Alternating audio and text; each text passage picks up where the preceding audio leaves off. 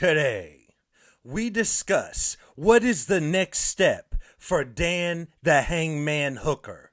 What about Dricus Duplessis? How about Alexandre Pantoja? And many, many more, including the last style bender, Israel Adesanya. I'm not sure why I pronounce his first name as Israel, but still, you know who I'm talking about. All of this and more on today's episode of Matter of Fact MMA. What's up? What's happening? Let's go. What's up, guys? We right back at it. We right back with it. It's your boy Matt, and we are here to go over just a few fights your boy Matt would like to see. You know what I'm talking about? Like a few fights that I think would be scraps. You know what I mean? So let's start out. Let's get right into it. Let's dive into UFC 305 that just went down last Saturday night, where Dan the Hangman Hooker defeated Mateus Gamrot.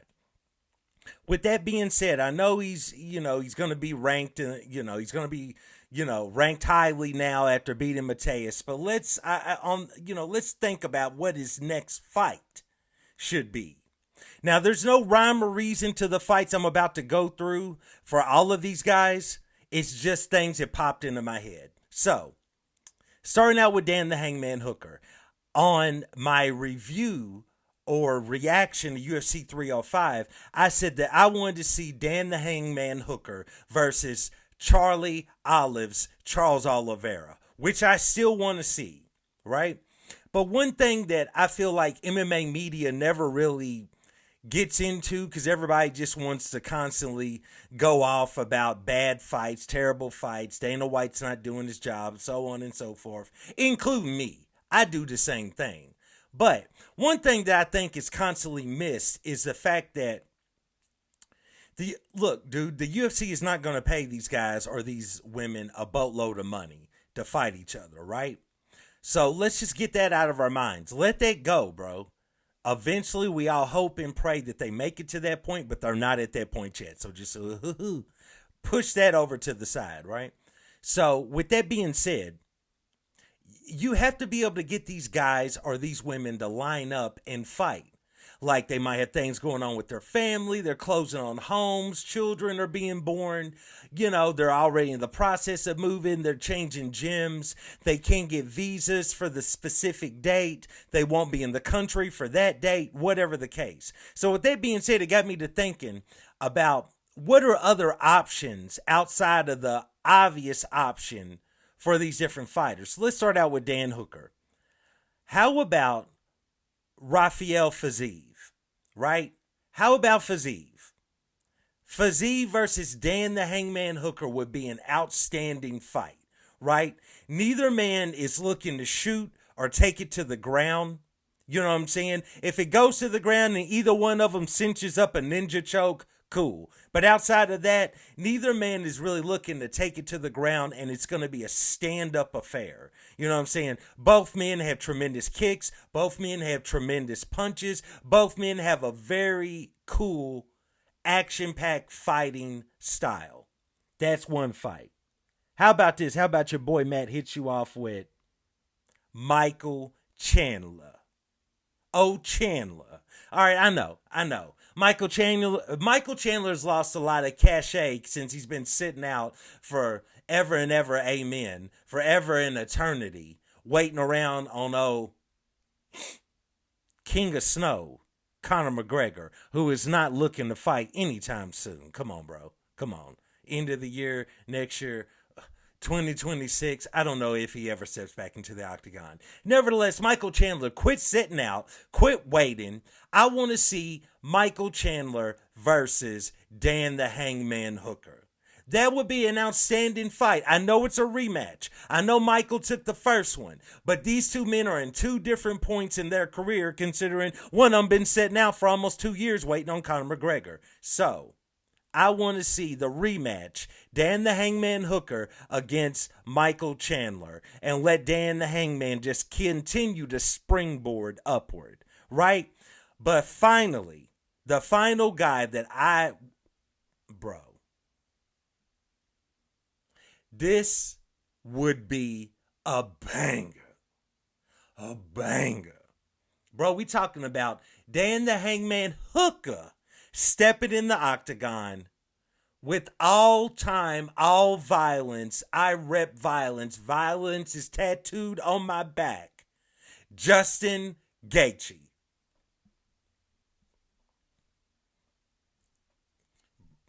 That's what I'm talking about. You know what I'm saying? Justin Gaethje versus Dan the Hangman Hooker.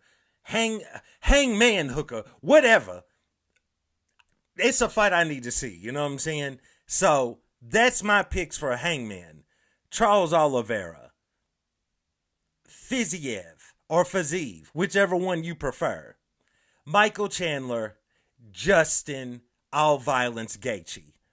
Outstanding. UFC, holler at me so I can get a little bit of kickback on any of those if you decide to make them. Let's move on. Let's talk about where we want to go. Let's talk about Israel Adesanya, right? The man that just lost to Dricus Duplessis, the middleweight champion of the world. We talking about Izzy, right? So, I know that look, dude. I'm not even worried about Izzy versus Pereira right now. I don't even want to go there because I don't want to see Izzy get skyrocketed into the Earth's orbit. So I don't want to see that. What I want to see is another light heavyweight that has said that he's thinking of moving down to middleweight. I want to see Israel Adesanya versus Yuri Prohaska. That's what I'm talking about. Yuri Prohaska versus Adesanya. That's what I want to see. Tremendous stand-up fight, back and forth, all type of strategy coming from the Adesanya side. You know what I'm saying? He likes to bait people. He likes to set traps, lure them in against the berserker, the wild man. You know what I'm talking about? Yuri Prohaska, who's just running up mountains of snow to prepare. You know what I'm talking about? This dude's off. He's crazy. And, I mean, he's kicking trees, elbowing trees, chopping them down barehanded. You know what I'm talking about? This dude is off. I want to see Yuri Prohaska versus Israel Adesanya at middleweight. UFC, holler at me. Let's move on. Let's move on to a champion. To a champion that a lot of people don't like, including me. And we're not really worried about. So this is the perfect fight to make. We're talking about welterweight champion Belal Muhammad stepping in the octagon to defend his welterweight championship against Shavkat. UFC, make this happen. This makes perfect sense because right now we don't really want to see, no one wants to see Usman versus Belal. We sick of that, okay? We tired of that type of matchmaking. We tired of welterweight championships, including Usman, right? And I'm a Usman fan, but we need to push him to the side. We want Belal Muhammad to step in the octagon with Shavkat. Here's why. Shavkat is beloved. Everyone likes Shavkat. Everyone loves Shavkat. We love his style. We love the hat. We love the whole thing. You know what I'm talking about? If he goes in there and he defeats Belal Muhammad, then there's a welterweight champion that everyone will automatically be behind, and he might be able to help you open a few doors in European markets, right? Right. With that being said, if Belal Muhammad, and also this accomplishes the fact that nobody likes Belal Muhammad, so we can just... But, you give him his props. He won the belt fair and square. And he won all of those fights. So you give him his props. He's a solid fighter. But we can have Shavkat go out there and beat him. And we don't have to worry about him. And Shavkat is legit because he beat the guy who beat a lot of these other guys. With that being said, let's say Belal Muhammad goes out there and wins. No matter how much you hate the man, you cannot discredit Belal Muhammad if he beats Shavkat. So that's a win-win. Book it, UFC. Let's move on. Let's move on to flyweight. I'm going to throw a Hail Mary in here. Now, I know we're coming off a big win by Kai Kara France. I know and also, Kai Kara Friends kind of mess up a lot of things because now Steve Versad can't get an immediate rematch because he took a L. So at Flyway, I've been thinking, who do I want to see fight Alexandre Pantoja? And I hear rumbling that, it's possibility. It's just a rumor, really a rumor. I don't ever see it happening. They were thinking about trying to set up something where maybe Pantoja can fight the flyweight champion of Ryzen. I don't really see that ever happening. That's just a barely rumor, you know what I'm talking about. But with that being said, bro, I really got to thinking about it, and if they are willing to dip off into those waters, if the UFC is willing to dibble and dabble, if you will, with another company, book the super dream fight. Alexandre Pantoja defending the UFC Flyweight Championship against Mighty Mouse Demetrius Johnson.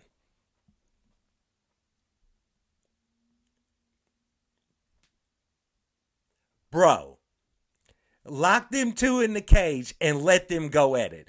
Go ahead. Imagine how this could be promoted. Because right now, there's not really anybody there's nobody in the flyweight division that anybody is trying to see fight Pantoja at the moment. You know what I'm saying? And guys like Manel Kopp are coming off of a loss, and Makayev got fired. So, you know what I'm saying? He didn't really get fired. They just didn't renew his contract. Whatever. Bro. So at this point, there's nobody left for Pantoja to fight at the moment. Why make the man sit out? You know what I'm saying? He likes to stay active. He's been inactive for it's only been a few months, but it's been a lot of months for Pantoja. You know what I'm saying? Bro, figure out a way, figure out a card. It doesn't have to be the main event UFC. It should be, but it doesn't have to be because we know the UFC doesn't like making flyweight main events, but it should be. Book a dream fight. Sell the fight as the king returns. The king of the flyweights, Demetrius Johnson, makes his way back to the UFC for one fight. For one fight to try and become the UFC flyweight champion of the world again in the division that he revolutionized. It sells itself. And if he wins, maybe you offer him a few more dollars and you get a few more little dream fights out of him. You know what I'm saying? But, bro, it works for everybody. Book it. And if Pantoja wins, many men, many men, and none of them could stop Pantoja. You know what I'm talking about? So, let's move on. I'm going to finish with a fight at middleweight and a fight at heavyweight. Okay? Again, none of this is in any order. It's just off the top of my head. Bro, Dricus still knocks Duplessis, the middleweight champion of the world. The man that has gone out there. I'd like to list a few credentials for you real quick. A man that has gone out there. I only need to list three, and you know the three. He's beat Robert the Reaper Whittaker, arguably one of the greatest middleweights of all time. He's not over Anderson Silva, but he's up there just based out of just what he's been putting down in the sport. Just based out of the fact he fought Yoel Romero twice. You know what I'm talking about? He's beat Robert Whittaker. He's beat Sean Strickland, who beat Israel Adesanya. And he's beaten Israel Adesanya. Everyone's consensus for the most part, second greatest middleweight of all time, only behind Anderson Silva. He's beaten all three. Izzy beat Anderson. Izzy beat Robert twice. Sean beat Izzy. Bro, he's beaten all three of them. I know he's got other people in his repertoire. We ain't worried about them. That's the three. I want to see Dricus still knocks Duplessis in a money fight. Another money fight. One that's promoted properly. That's not thrown together because Adesanya's got issues. Go on and do the rematch so we can silence all doubt. Not against Israel, but against Sean Strickland. Go ahead and book Dricus Duplessis versus Sean Strickland so all the Strickland fans can watch as Still Knox defeats him, and all the Dricus fans can watch Sean Strickland take an L. You know what I'm saying? If I worded that correctly. And, whatever. No disrespect to Sean Strickland. Outstanding fighter, but, man. Dricus still knocks Du Plessis versus Sean Strickland. Book it. Finally. I've heard a lot of rumblings, as we all know, came out last week that Alex Pereira is going to step in the octagon to defend his light heavyweight championship against Khalil Roundtree. Okay, at least it'll be violent. You know what I'm saying? At least it'll be violent. It's going to completely suck if on a wing and a prayer if Khalil Roundtree is able to go out there and defeat Alex Pereira. That's going to suck. But at the same time, though, more power to him. Nevertheless, bro, I ain't worried about Izzy versus Alex Pereira, okay? I'm not worried about Alex Pereira versus Ankalaev, okay? I'm not worried about none of that, okay? I'm not worried about Alex Pereira at 185 versus Steel Knox. No. The fight that I want to see with Alex Pereira, and this is going to cinch up another division. If we must wait to after he defeats Stipe Miocic, I want to see Alex Pereira versus John Jones if John Jones is going to fight again. Why am I saying that? I'm saying that because John Jones should fight Tom Aspinall. That should be the fight. But clearly, for whatever reason, John is not going to fight Tom Aspinall. So if I'm going to see a final fight from John Jones, I don't want it to be Stipe. Go ahead and sign the fight. Alex Pereira moving up to heavyweight against John Jones. Because since we can't get Tom Aspinall, let's get Alex Pereira. Someone get in John's ear and let him know, go for the takedown. Just wrestle. And maybe that'll be enough to get him to step in the octagon with Alex Pereira. Because if there's going to be a final fight in John's career, win, lose, or draw, make it against somebody violent and terrifying like Alex Pereira, since John will not step in the octagon with Tom Aspinall, which is who he should be fighting. That's it. Of course, that would be for John's heavyweight championship belt, since he won't fight Stipe. So I guess at that point you'd have to do Stipe and Tom if Pereira could beat John, but whatever. Anyway, those are my fights. I just wanted to take a little time out from all the Dricus Izzy talk going around the MMA YouTube this week and talk about something different. So once again, I do want to thank everybody for tuning into these episodes.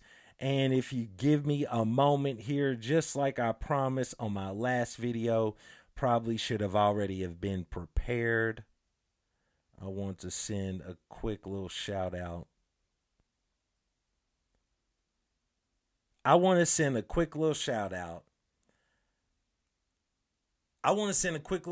Now, I'm sorry if I'm mispronouncing your name, sir, to one of my followers. This dude is awesome. This dude, he brought the excitement after Du Plessis won on Saturday night. My guy, K-Hoff 321, my guy. I appreciate you, my guy. I appreciate everything that you do. I appreciate you interacting and everything. Thank you, sir. And shout out to Still Knox, Dricus Du Plessis. Nevertheless, I do want to thank you all for tuning in and watching another episode of Matter of Fact MMA. And I'll check you next time. Peace.